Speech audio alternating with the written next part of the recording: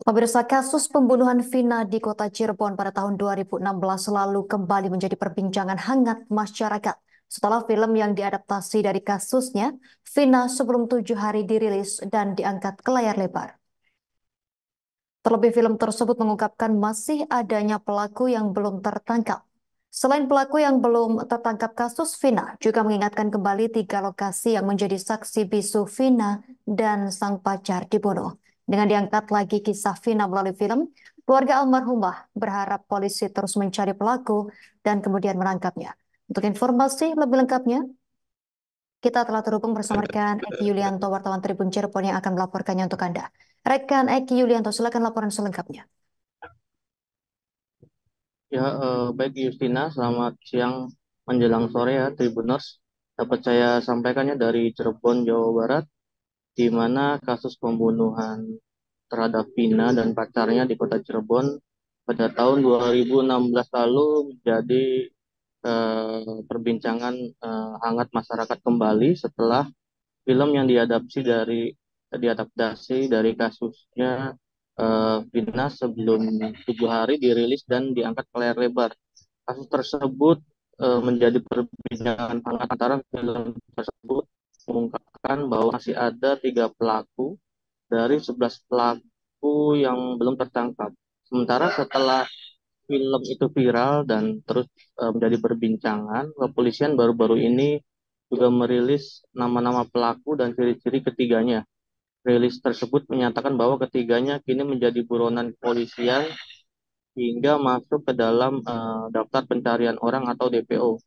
Mereka adalah Peggy atau Egi, Andi, dan Dani. Nah, sebelum saya membahas soal perkembangan terkini yang disampaikan oleh keluarganya dan lokasi di mana Vina dan pacarnya itu dieksekusi hingga tewas, saya akan menyampaikan kronologi kasus Vina secara singkat eh, keseluruhannya ya Tribuners. Jadi pada tahun 2016 lalu, Vina dan pacarnya menjadi korban kebingasan sekelompok geng motor di kota Cirebon. Keduanya tewas setelah Vina dan Eki dianiaya dengan cara dipukul, dikeroyok, hingga babak belur. Bahkan Vina sempat diperkosa secara bergiliran oleh para pelaku.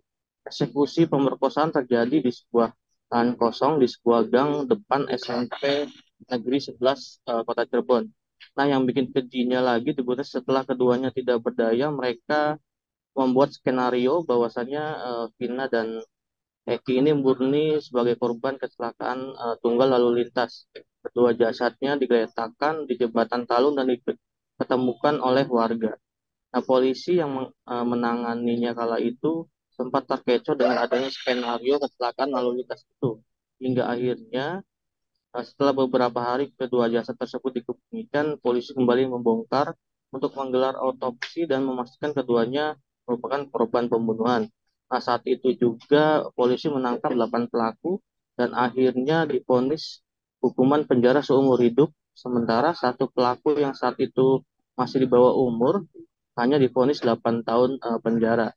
Nah, kembali ya Tribuners, selain saat ini masih ada 3 pelaku yang belum tertangkap, kasus Vina juga kembali mengingatkan tentang lokasi yang menjadi titik di mana Vina dan pacarnya dibunuh atau dieksekusi. Seperti yang disampaikan tadi bahwa lahan kosong dan jembatan Talun menjadi saksi bisu Vina dan pacarnya terbunuh. Selain itu juga ada Jalan Perjuangan yang menjadi lokasi Vina dan pacarnya dilempari batu oleh para pelaku. Saya pun sempat mendatangi 3 lokasi tersebut pada Rabu sore kemarin. Jarak antara ketiga lokasi tersebut tidak terlalu jauh. Jalan Perjuangan misalnya tepatnya di depan SMP Negeri 11 menjadi lokasi di mana para pelaku melakukan pelemparan menggunakan batu saat Eki, Vina dan teman-temannya menuju Taman Sumber. Sementara itu Jembatan Talun menjadi tempat di mana Vina dan pacarnya Eki dipukul hingga terjatuh oleh sekelompok geng motor tersebut.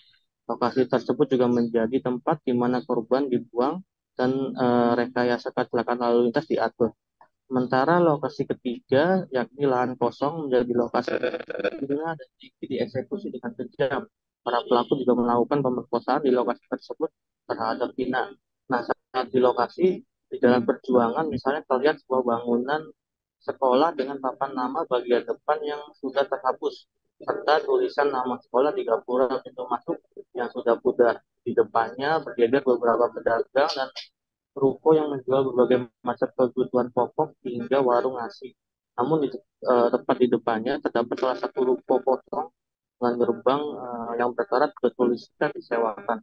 Selanjutnya di jembatan Talu terlihat banyak patok kayu penanda kilometer dan rumput liar di sekitarnya serta pembatas jalan terbuat dari besi.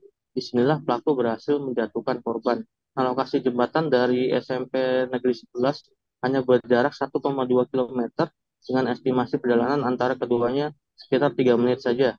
Nah, selanjutnya lokasi ketiga yaitu lahan kosong tempat di mana Vina dan Eki dieksekusi terletak di Gang Satria 1 belakang ruko atau di sebuah gang depan SMP Negeri 11. Di sana saat saya mengunjunginya suasana sunyi dan sepi lebih sering terlihat ketimbang keramaian. Hanya warga setempat yang melintas baik menggunakan sepeda motor maupun berjalan kaki. Rumput liar pun masih tumbuh di lahan kosong tersebut dan beberapa gambar dan tulisan di tembok tersebut membuat lokasi itu tak jauh berbeda dengan suasana 8 tahun lalu. Salah satu tulisan yang masih ada yakni bertuliskan Bapiko. Nah, sementara saya juga sempat mewawancari langsung dengan kakak almarhumah Vina bernama Marliana di rumahnya. Beberapa pernyataan terkait adiknya itu pun disampaikan oleh perempuan berusia 33 tahun itu. Salah satunya terkait adanya dua sosok misterius yang datang ke rumahnya saat proses syuting film dilaksanakan pada tahun 2023 lalu. Menurutnya, dua sosok misterius itu mengunjungi rumahnya di kampung Samadikun, Kecamatan Kejaksan, Kota Cirebon. Kedua individu tersebut diketahui mempertanyakan keputusan keluarga Vina untuk membiarkan pembuatan film tersebut dilakukan. Namun saat itu Marliana dengan tegas menjelaskan bahwa keputusan tersebut adalah hak keluarganya. Saat itu juga kedua orang itu tidak dikenal oleh Marliana. Setelah diberikan penjelasan oleh Marliana, kedua orang tersebut langsung pergi. Namun kata Marliana saat mereka ngomong jelas nadanya itu seperti nada peringatan dan agak keras. Nah, selain itu terkait film kisah adiknya yang terus ditonton banyak orang, di mana hingga hari ke-7 setelah tayang perdana di bioskop pada 8 Mei 2024 lalu, Marliana mengaku tak menyangka. Positifnya, dia menyebut jutaan masyarakat yang nonton menandakan bahwa banyak yang mendoakan kasus Vina mendapat keadilan dengan cara menangkap ketiga pelaku yang masih buron. Demikian, kembali ke studio. Baik rekan Eki Yulianto, wartawan Tribun Cirebon, terima kasih atas laporan dari Anda. Selamat bertugas kembali pemirsa. Rekan kami juga telah mewawancarai kakak almarhumah Vina Marliana secara langsung. Berikut kami tampilkan tayangannya untuk Anda. Dari awalnya itu kan memang dinyatakan 11 orang ya. Yang ketangkepnya kan baru 8. 3 lagi memang belum. Itu sampai selesai sidang, sampai saat ini belum ada kabar beritanya yang 3 ini. Udah hampir 8 tahun Bu ya? Ya, makanya barangkali melalui film jalannya, siapa tahu kan diangkat lagi. Dan sekarang beritanya kan memang katanya Polda sudah bergerak tuh. Nah, keluarga sedikit senang, bahagialah. Berarti nggak sia-sia nih kita menyetujui dibuat film walaupun kadang masih suka sakit ya. Tapi ada sekarang Poldanya sudah bergerak, jadi pas lah. Kalau sekarang keluarga pengennya seperti apa sih Bu? Keluarga pengennya cepet ketangkep lah, cepet ketangkep, cepet diadili juga kayak yang lainnya, karena sudah menghilangkan nyawa orang kan. Ya jangan enak berkeliaran di luar lah. Download Tribun X sekarang, menghadirkan lokal menjadi Indonesia.